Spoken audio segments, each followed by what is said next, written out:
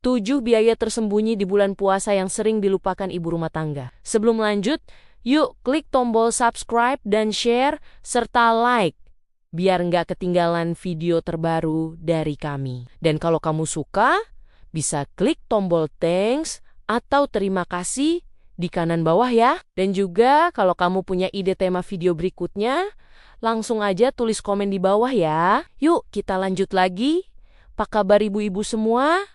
Semoga sehat dan tangguh selalu ya. Bu, Ramadan itu sering terasa seperti tamu agung yang datang membawa pahala, tapi diam-diam juga membawa struk belanja yang panjang. Kita masuk bulan puasa dengan niat hati tenang, ibadah fokus, keuangan aman, tapi realitanya uang belanja justru lebih cepat habis dibanding bulan biasa. Ini bukan drama lebay ala ibu-ibu, tapi kenyataan yang sekarang dirasakan banyak keluarga. Apalagi harga kebutuhan pokok yang naik pelan tapi konsisten, bikin dompet ibu rumah tangga kerja lembur tanpa dikasih THR. Masalahnya Bu, kebocoran uang di Ramadan itu jarang datang dari pengeluaran besar yang kelihatan jelas. Justru yang bikin pusing adalah pengeluaran kecil yang datang berkali-kali, seperti takjil, dadakan, ongkir receh, sampai belanja mumpung, yang katanya cuma sedikit tapi muncul tiap hari. Dalam teori keuangan rumah tangga, ini dikenal sebagai efek kebocoran mikro, yaitu uang keluar sedikit-sedikit tapi rutin, yang tanpa sadar menggerogoti anggaran bulanan lebih besar daripada satu belanja besar. Itulah kenapa pembahasan ini penting, Bu. Bukan untuk menakut-nakuti atau menyalahkan ibu-ibu, tapi supaya kita sadar bahwa Ramadan bukan cuma ujian iman, tapi juga ujian manajemen dompet. Kalau tidak disadari sejak awal, kita bisa merasa sudah hemat, tapi tetap kehabisan uang. Lalu menyalahkan keadaan, harga naik, atau kalender yang terlalu cepat ganti tanggal, padahal sumbernya sering ada di kebiasaan kecil yang terasa wajar dan sangat relate dengan kehidupan kita sekarang. Biaya pertama yang sering bikin kita ngakak pahit itu takjil dadakan, Bu. Niat awalnya cuma beli kolak 1 cup, mata malah jelalatan lihat gorengan, masih ngebul, es campur warnanya rame, tahu isi kayak manggil-manggil. Akhirnya pulang bawa kantong plastik bunyi kresek, sambil ngomel pelan, ya ampun, cuma niat beli sedikit. Besoknya kejadian lagi, alasannya klasik. Hari ini capek, pantas dong. Padahal kalau ditotalin, uang takjil seminggu itu bisa buat lauk rumah 3 hari penuh. Masalahnya Bu, takjil ini sering menyamar halus. Nominalnya kecil, jadi hati kita merasa aman. 10.000, 15.000, 20.000 tapi dicicil tiap sore, tahu-tahu akhir Ramadan kita heran. Kok uang belanja rasanya lari ke jalan semua? Dan yang lebih nyesek, di rumah kadang tetap masak juga. Jadi takjil numpuk, makanan ada, tapi tetap beli lagi. Karena lapar bikin logika mak-mak cuti dulu. Biaya kedua itu belanja bahan makanan yang kebablasan. Ini biasanya karena trauma kehabisan, takut anak bilang, kok lauknya itu lagi? Akhirnya ke pasar atau ke minimarket dengan niat belanja secukupnya. Pulang-pulang kantong berat, kulkas penuh sesak, pintunya susah nutup, isinya ayam, daging, sayur, tahu, tempe, semua pengen dimasak. Tapi kenyataannya Bu, kita juga manusia. Ada hari capek, ada hari mager. Akhirnya ada sayur yang layu, ada lauk yang basi.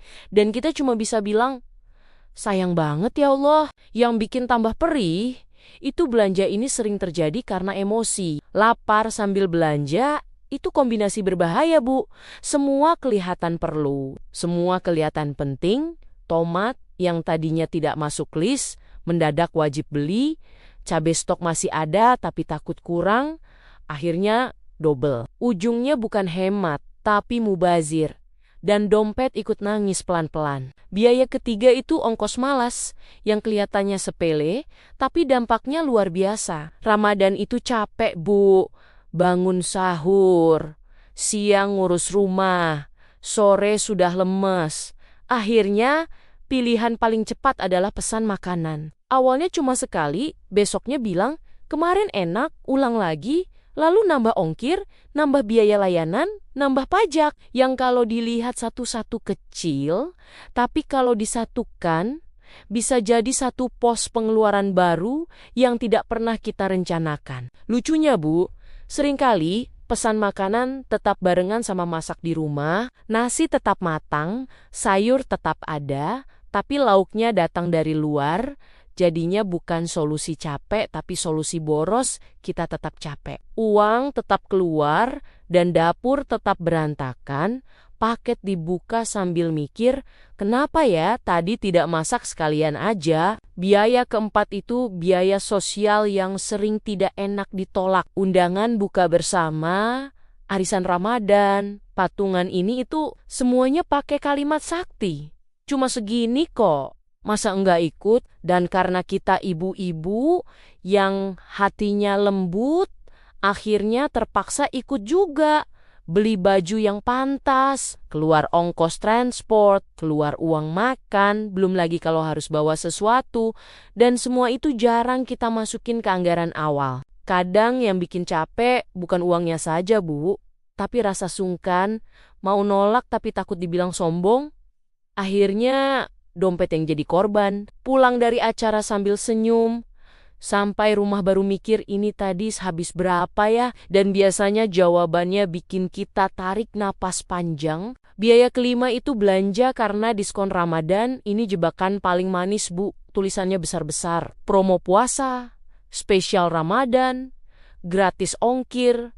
Padahal barangnya sebenarnya tidak kita butuhkan saat itu. Tapi karena harganya miring, tangan gatal pencet beli, hati bilang mumpung. Besok belum tentu ada, padahal rumah sudah penuh barang sejenis. Yang bikin ngakak sendiri, barang diskon ini sering baru dipakai entah kapan, tapi uangnya sudah keluar sekarang, dan ketika tagihan datang, kita baru sadar. Oh, ini toh penyebabnya.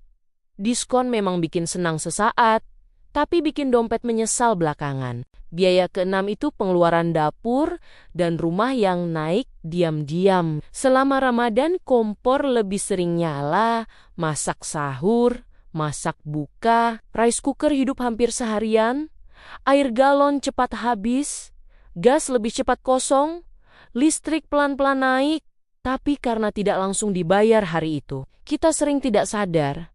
Tahu-tahu pas lihat tagihan, kok beda ya dari bulan biasa? Masalahnya, Bu, pengeluaran jenis ini jarang kita sadari sebagai biaya tambahan Ramadan, kita anggap wajar. Padahal kalau dihitung, ini juga ikut menggerus uang belanja, cuma caranya halus, tidak berisik, tapi konsisten. Biaya ketujuh ini yang paling bikin kaget karena terasa aman di awal, yaitu persiapan lebaran yang dicicil sejak awal puasa, beli sedikit-sedikit, hari ini baju anak, besok toples, lusa kue, semua terasa ringan karena tidak dibayar sekaligus.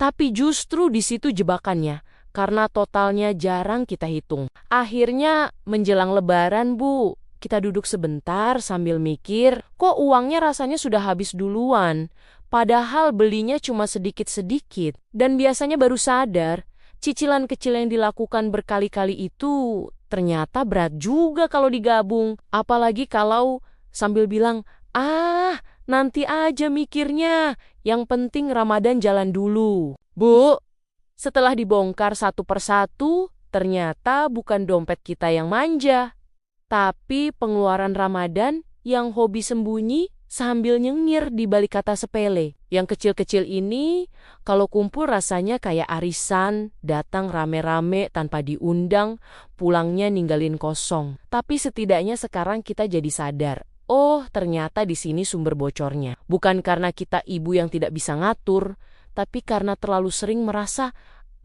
cuma segini. Dan dari semua ini, yang paling penting bukan soal merasa bersalah atau menyesal, karena ibu rumah tangga itu bukan mesin hitung, Bu. Tapi manusia yang juga capek dan pengen hidup sedikit nyaman. Kalau Ramadan ini ada pengeluaran yang kebablasan, anggap saja itu biaya belajar, mahal sedikit tapi ilmunya awet. Besok-besok kita bisa senyum sambil bilang, kali ini emak sudah lebih waspada, dompet dijagain, hati tetap tenang. Ramadan harusnya bikin hati lebih ringan, bukan pikiran makin berat gara-gara saldo. Pelan-pelan saja, Bu. Tidak perlu langsung sempurna.